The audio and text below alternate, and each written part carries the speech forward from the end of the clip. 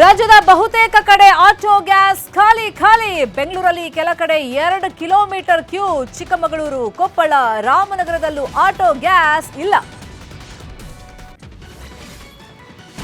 Commercial gas ಬೆಲೆ ಬರೋಬ್ಬರಿ 203 ರೂಪಾಯಿ ಏರಿಕೆ. ಹೋಟೆಲ್ ಮಾಲೀಕರಿಂದ ಆಕ್ರೋಶ. ಸೌದೆ ಒಲೆ ಬಳಕೆಗೆ ಪರಿಸರ ಇಲಾಖೆಯಿಂದ ಅಡ್ಡಿ.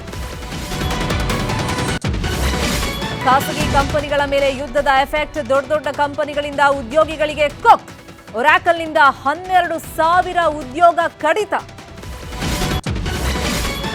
2-3 ವಾರಗಳಲ್ಲಿ ಇರಾನ್ ಬಿಟ್ಟು ಹೋಗ್ತೀವಿ. ಯುದ್ಧ ಅಂತ್ಯದ ಸುಳಿವು ನೀಡಿದ ಡೊನಾಲ್ಡ್ ಟ್ರಂಪ್. ಇಂದು ಸಂಜೆ ಅಮೆರಿಕ ಜನರನ್ನ ಉದ್ದೇಶಿಸಿ ಭಾಷಣ. ದಾವಣಗೆರೆಯಲ್ಲಿ ಸಿಎಂ, ಬಾಗಲಕೋಟೆಯಲ್ಲಿ ಡಿಕೆಶಿ ಪ್ರಚಾರ.